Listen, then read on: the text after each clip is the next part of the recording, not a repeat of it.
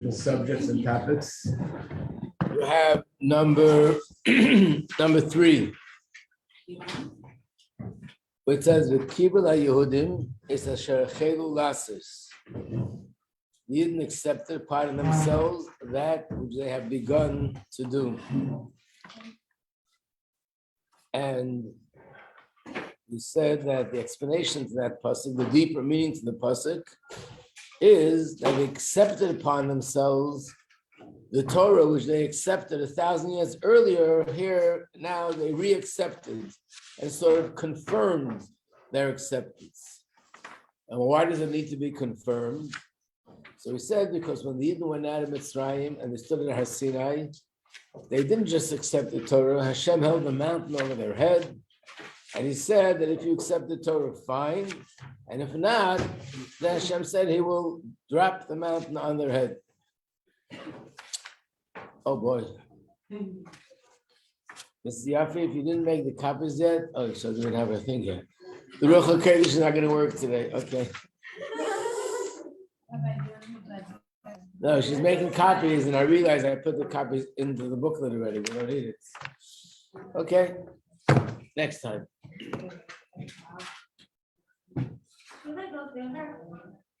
It's too late. We'll use it for another class. Okay, so we said that there are 2 ways of explaining when did this happen, that the Yidden accepted upon themselves the Torah in a way which they confirmed what happened 1,000 years earlier. There was a few questions. One question we asked was, what does it mean Hashem held the mountain over their head? That means he forced them to accept the Torah. We always speak about how the Jews accepted the Torah with such love that they shouted, Nasa v'nishma, we will do, we will listen.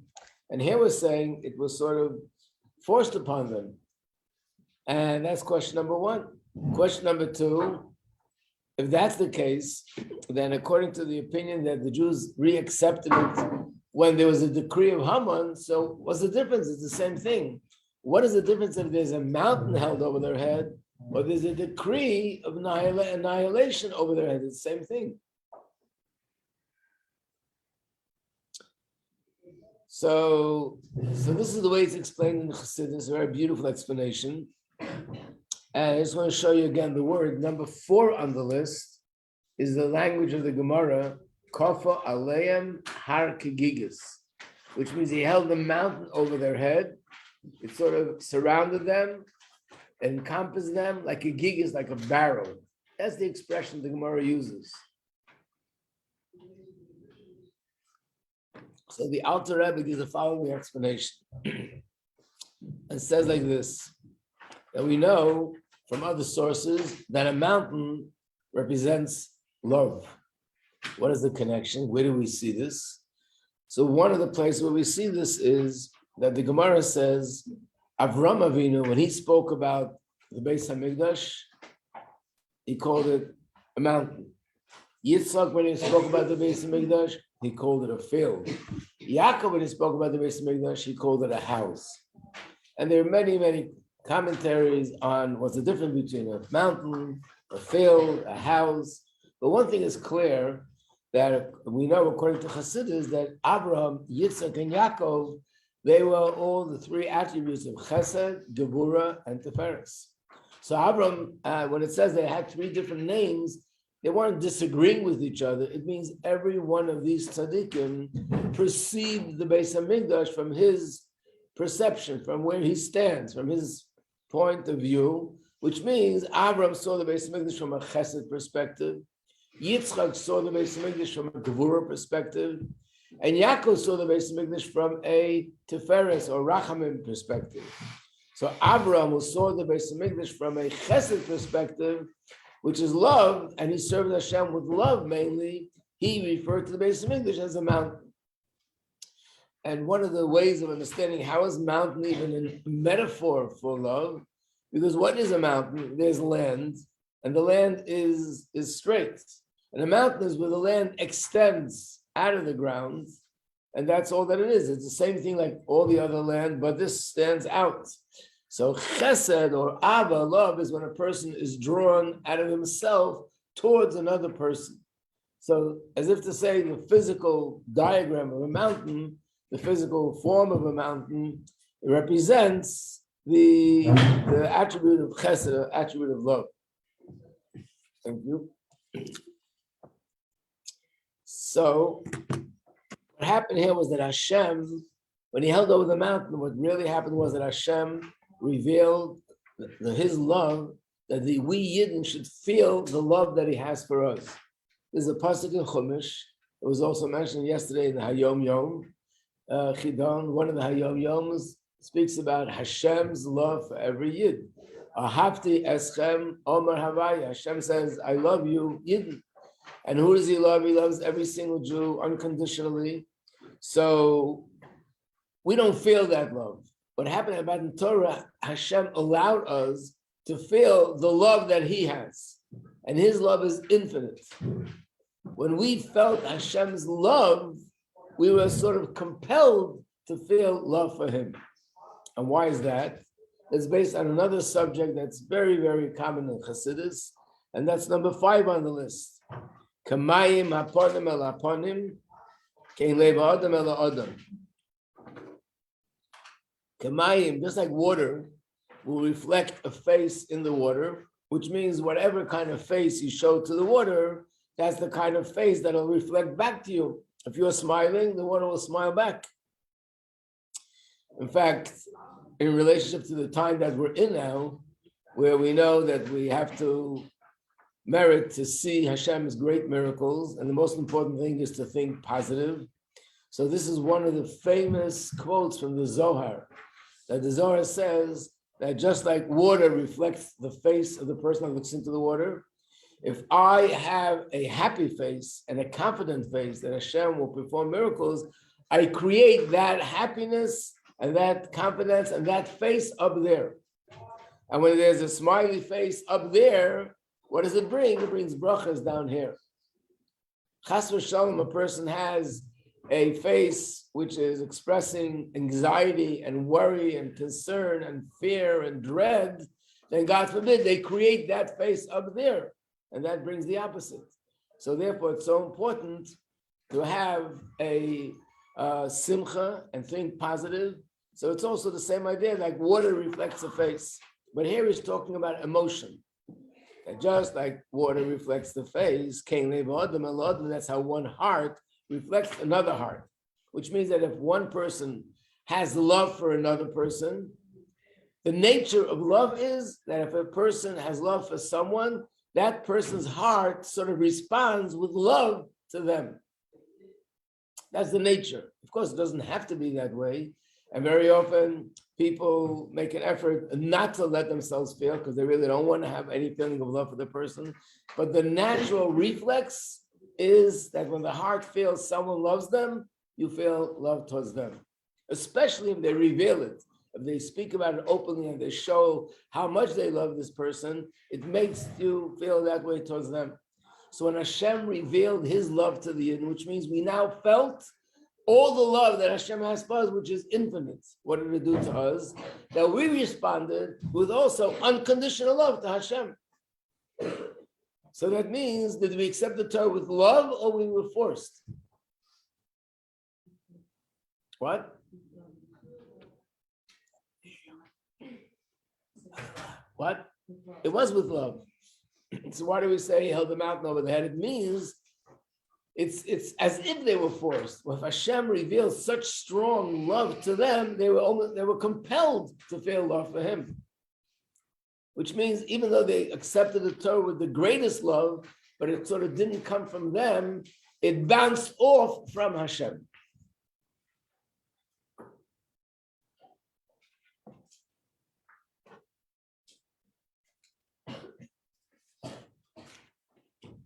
I mean, this is probably also part of it. We know that, again, the dating way that Yidden, Torah, and mitzvahs observers date is in a tznizdika way. Tzniz has many details. But one of them is also that it doesn't allow, and it's out of place for one person to express and show tremendous love for the other, even if they have that feeling. And one of the reasons are, what's wrong with being honest? Well, one of the reasons is because when the other person feels good about them, it's sometimes hard to know, is it really me? Or is it because they're showering me with so much love and so much affection that I naturally feel that for them? And then when the dust settles, it's no longer there because it really didn't come from me. I was sort of overwhelmed by the other person's feelings towards me. So Hashem overwhelmed us with his love. What happened in the times of Purim? The times of Purim that Hashem showed the Jewish people his love when there was a decree. When there was a decree that Haman was going to annihilate, God forbid, every single Jew, did Hashem show them his love at that time? No. It was the opposite. It was as if he had the opposite of love, because look at the decree. And at that time, when Hashem concealed totally, completely his love for us, we turned with love to him. So that love was true love, because that really came from us. That was our initiative, not coming, it wasn't bouncing off Hashem's love to us. Well, we cannot see that Hashem shows his love by Gevura or no? By Gevura? No. You could say he does it with love, but you can't say he shows his love. When a father disciplines a child, and he does it because he loves his child and he wants to make sure the child doesn't hurt themselves or doesn't get into trouble, so they are very strong with the child and discipline them. It's definitely because of love, but you can't say that he's showing the love. What he's showing is strictness. You have to understand that what's behind it is love. When a father or a mother hugs the child and kisses the child and gives the child's presence, that's showing the love openly. When Hashem gives us open good, that's showing his love. When it's Gevura, it's definitely out of love and for a reason, but we can't say it's open. It's not open. We always give the bracha, it should be revealed good.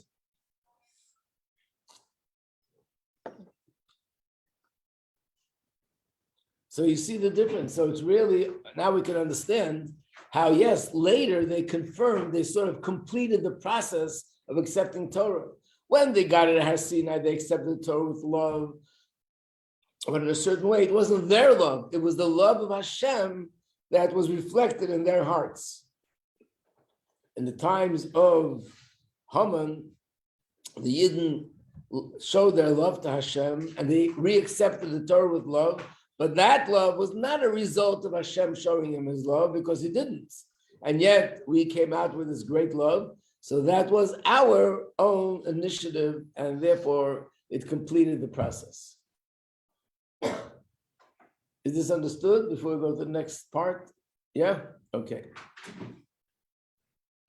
So the question is, why did it take 1,000 years? Why couldn't it be this way right from the beginning?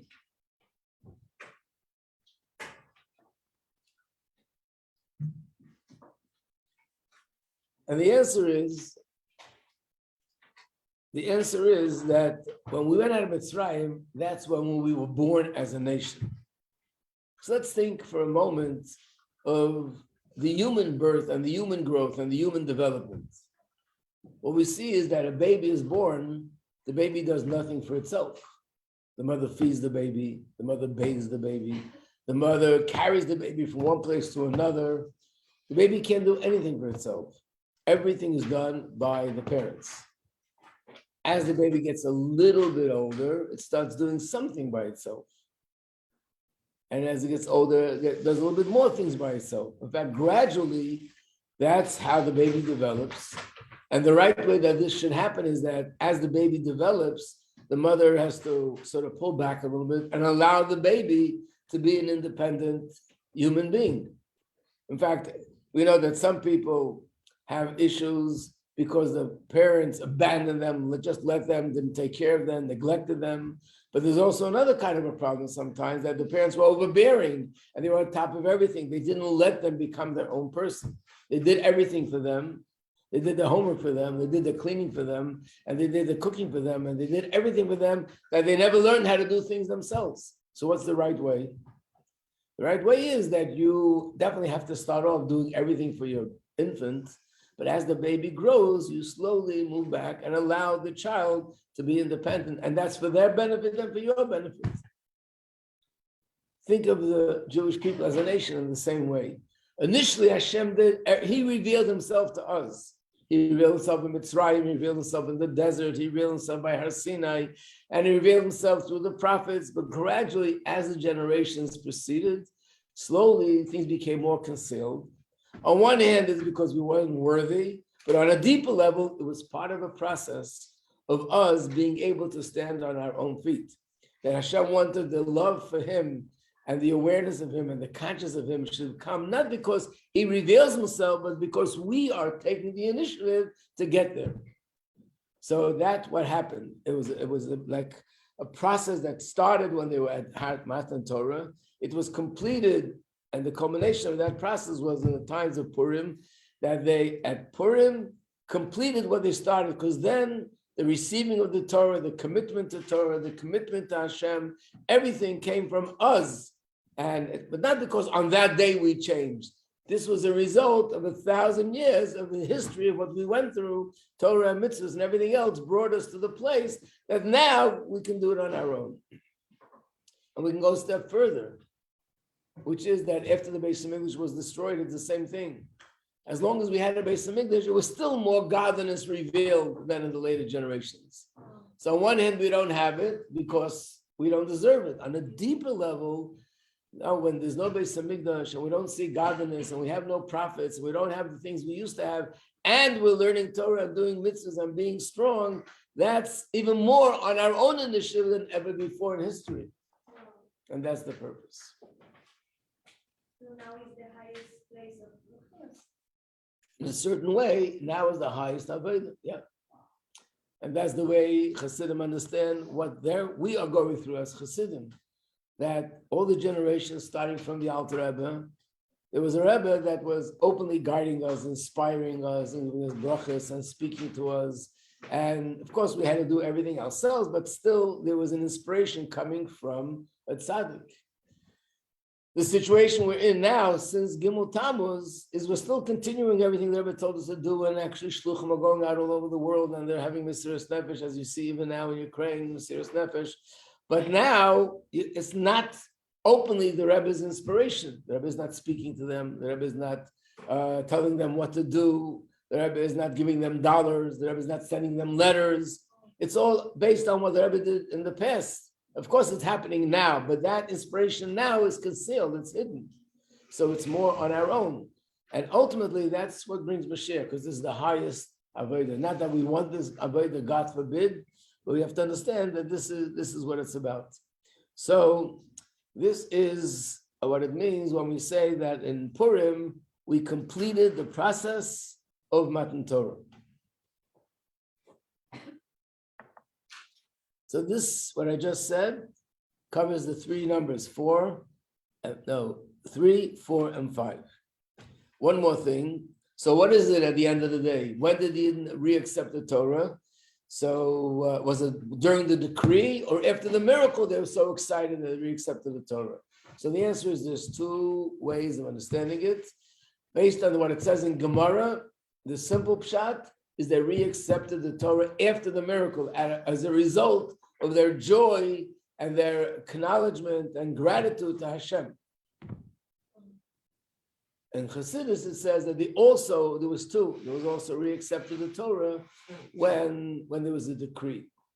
Now, the Maimer Atat Tzava that we learned, one of the things which is the main thrust of the Maimer, but we didn't really get so far, is the following. The Rebbe says like this: just like when there was a decree, because we were being challenged and we were being crushed, that brought out the deepest depth of our neshama, and we committed ourselves in a way like we never did before. After the miracle, besides the fact that they didn't accept the Torah because they're so happy, they also accepted the Torah on the highest level because they were crushed. What could you be crushed about? Because the whole point of the Maimer is that a Yid, even if everything is good and plenty, has food, he has clothing, he has a job, he has freedom, he can do whatever he wants, like in the time of Achashverosh. But if Hashem still did not build the Beis Hamikdash, and Hashem is still hidden from us, then no matter what, I feel crushed because I don't have an open relationship with Hashem. And that fact that they were crushed, that is what brought out the deepest essence of their neshama to reaccept the Torah. So in a sense, both times it was because they were being crushed. The first time they were being crushed because there was a decree.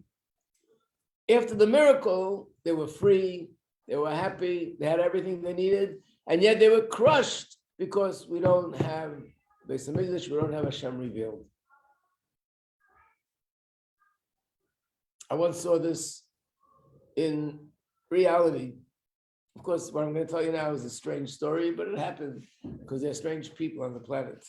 But there was once this couple that were having issues. They came to me, and so I asked the wife, what's the issue? So she said that her husband finishes work at 5, finishes work at 5, but very often he can be home, and a few minutes later he comes home at 6.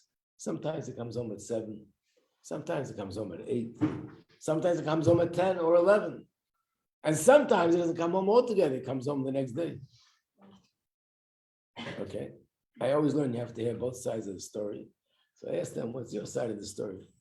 So his response was, I never heard of such a thing, that once you get married, you're not allowed to have any friends anymore. I said, what does that mean? He says, where do you think I go? I hang out with my friends. Just because I got married, I still have friends. So I said, I mean, you have friends, but you're married, so your place to come at the end of the day is home to your wife and your children. So he turns to her and says, what are you complaining about? There's food in the fridge, there's a car in the driveway, tuition is paid, you have this, you have that, you have this, you have that. What are you complaining about? So what do you think she said? She said, I have everything except for you. You're not part of the equation over here. Is this a marriage or is this an employer-employee situation? And that's true. Just because I have money to pay tuition, I have money to buy groceries, and I have money to go on a trip, and I have a car, and I have everything I need. But if it's a marriage, where are you? That's what it's all about. So we're saying to Hashem, even now that we're living in the United States of America, Baruch Hashem, it's a free country, and everything is good, and everything is fine. But Gashmis, but Ruchnis, never such a time you actually get paid to help send your children to yeshiva. You get money helping you feed your family, all sorts of benefits like we never dreamed of in the olden days. It's that now we're living in such an amazing time, and people can grow in Yiddishkeit in a way like never before. And yet we say to Hashem, but the main thing is we don't have you. And from that, we're crushed to the core. And that brings out the essence of the Yid, which because of that, they reaccepted the Torah. That was the Rebbe explained his reason for screaming at Mosai. When people screamed at Mosai in Russia and Poland, during wars, during different things, that's a different story. But now, okay, we like Mashiach to come, but what's there to scream about? And the answer is because the main thing is missing, which is Hashem's essence. So again, after speaking so much, let me narrow it down to the conclusion. The conclusion is that both opinions are true. The Yidden reaccepted the Torah on one level during the decree, and that was a result of being challenged and by the Gzeira, and that's when the essence comes out, when we're under challenging situations. And the second opinion is also true, that when there was a miracle and the Yidden was saved, they were so excited and had such gratitude to Hashem that they reaccepted the Torah. However, the second opinion that it happened after the miracle could be understood in two ways. One is they accepted it because with such strength, because of the joy and the happiness and the freedom. And the other opinion is they were still crushed, and even more crushed, that even though everything is good, but we still don't have the Beis Hamikdash, and we still don't have you, Hashem. And then they reaccepted the Torah on that deepest level. Okay, now I want to go into another subject. It's related to what we spoke about regarding Amalek, and that is, and I found that many times people know the story of Purim, even learn the story of Purim, but somehow there's one part of it that people sort of miss. It's not so much written up in the books. However, there's a mimer from the Frierdiker Rebbe where he elaborates on that part, and he explains that the real issue that happened on Purim, of course, we know the real issue was that they assimilated. But why did they assimilate? What led to their assimilation? The real reason that led to assimilation was a lack of belief. What happened? So I thought I needed copies, but it's in the booklet. So I asked Mrs. Yafi for forgiveness here publicly. I'm sorry. But look in the booklet at page 22.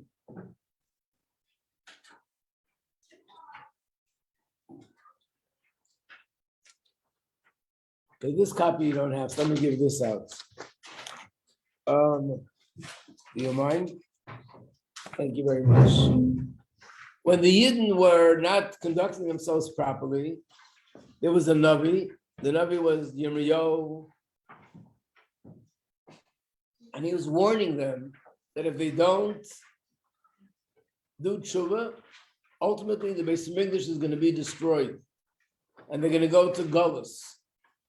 He told them clearly they're going to go to Golus. They'll be in exile by the Babylonians, and not only he told them they're going to be in Golus and exile by the Babylonians, he even gave them a time. You'll be there for 70 years. So this is the pasuk where you can see the original source. On this page, I underlined that it's pasuk Yud Aleph. So in Yirmiyahu, it's chapter 25, pasuk 11, and pasuk 12. And all this land shall become waste and desolation, means Israel will become desolate, and these nations shall serve the king of Babylon for 70 years. And it shall be at the completion of the 70 years, I will visit upon the king of Babylon, upon that nation, says Hashem, their iniquity, and upon the land of this other nation, and I will make it for everlasting desolation. Their countries will become desolate. And the next pasuk says, and I will bring you into the land that Hashem gave us. We'll go back to Eretz Yisrael. So the Jewish people knew, yes, we're in Golus, but after 70 years, clearly, a clear, open, explicit prophecy, we will go out and go back to Eretz Yisrael. So what happened? What happened was that the 70 years were over, and nothing happened. In fact, something did happen, and that is that the king allowed them to start building the Beis Hamikdash, and then he stopped it. So they came to the conclusion that this prophecy is just not happening. They didn't believe it. So what did happen? Don't we know that a prophecy that's for the good must happen? So the answer is they miscalculated. Just like the story with Moshe, they miscalculated the 40 days. Here they miscalculated 70 years. So on page 22a, you can see, I just want to show you exactly what happened. Look at the year, look at the Jewish year that says,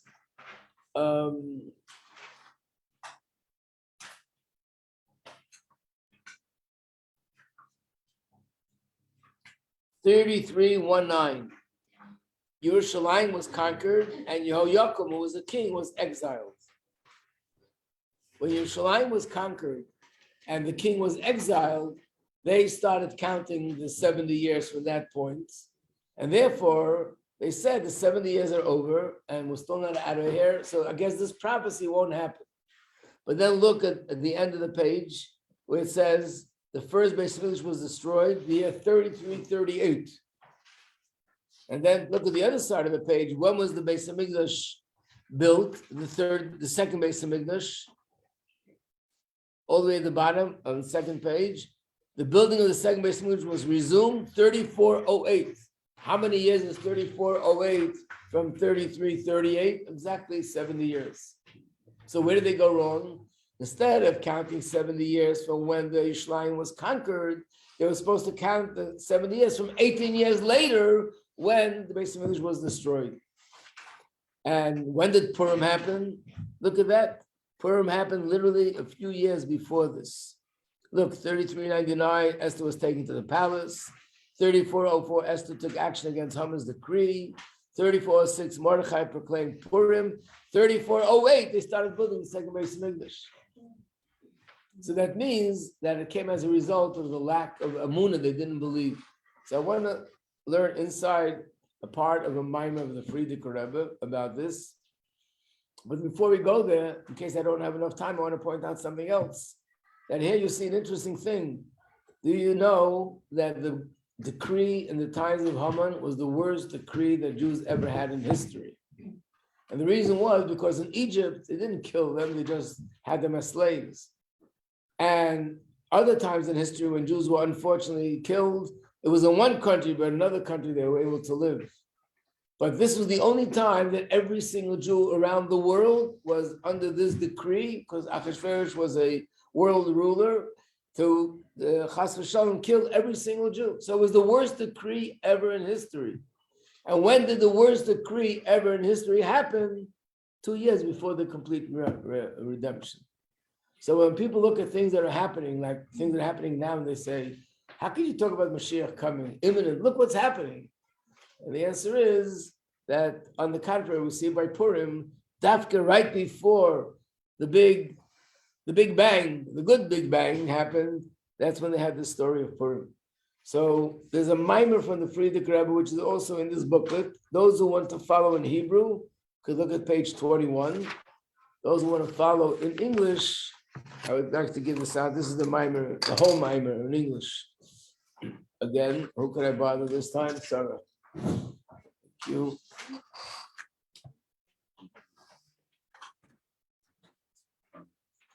I'm going to read from the Hebrew, and you could follow me in the Hebrew or English. Page 21.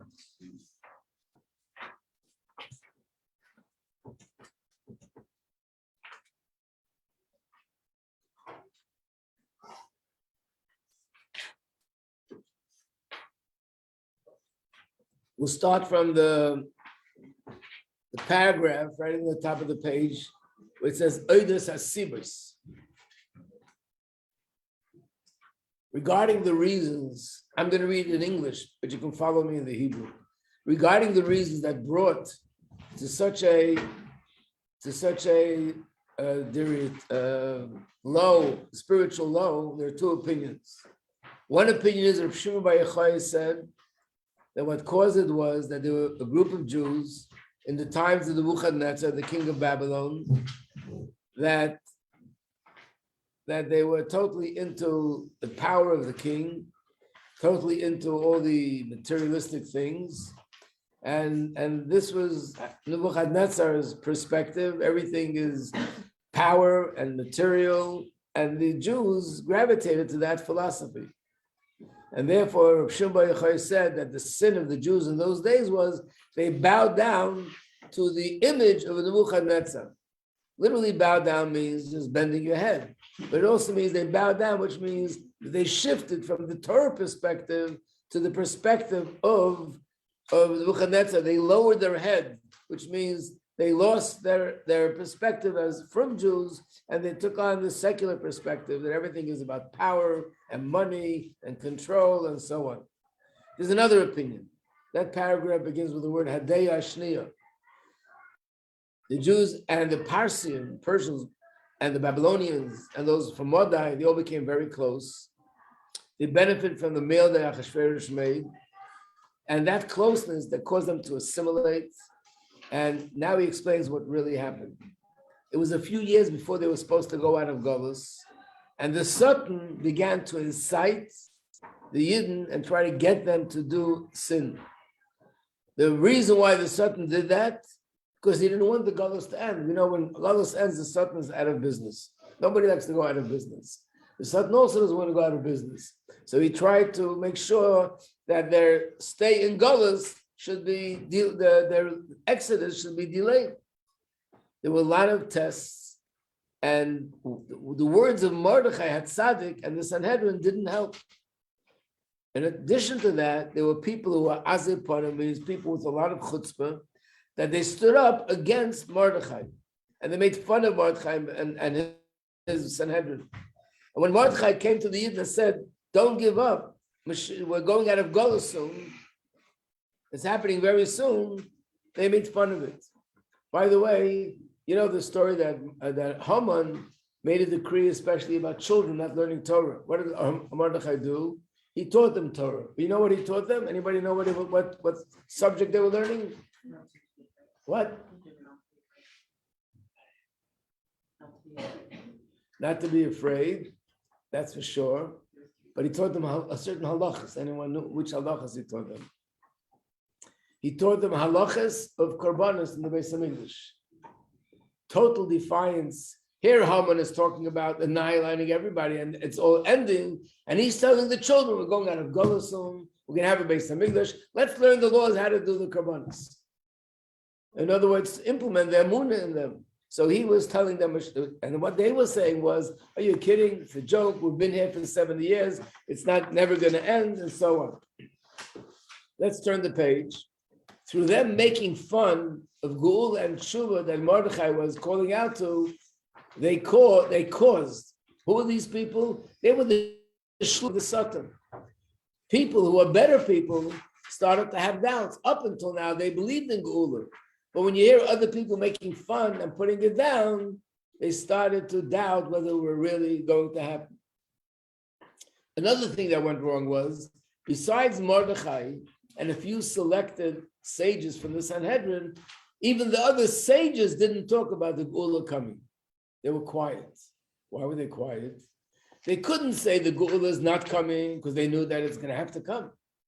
But they also didn't know when it's going to happen. They were also confused about the 70 years. And they believed that they don't know, and Mordechai probably also doesn't know. So they were quiet. But the problem was that by being quiet, not only that allowed and gave strength to these evil people that were leading the Jews against Torah, it gave them more strength to make more fun of them.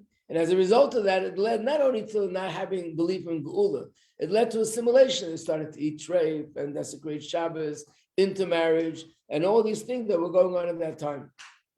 Which means being quiet in the time that you needed to strengthen Yidden about Geula caused people to lose their belief in Geula. They would say, look, only Mordechai is talking on that. I don't see all the other great rabbis saying the same thing. So it must be that it's not so 100%.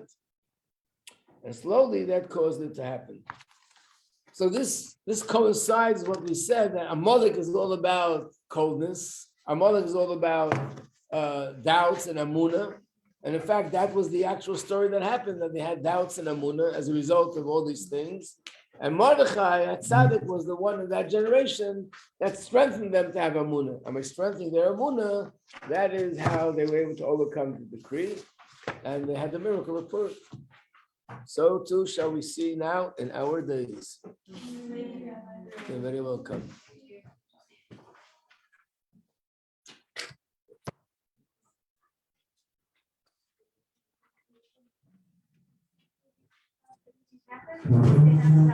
Yeah. Of course, what happened was the assimilation. But why was there assimilation? Because we gave up hope. We're not going to go out of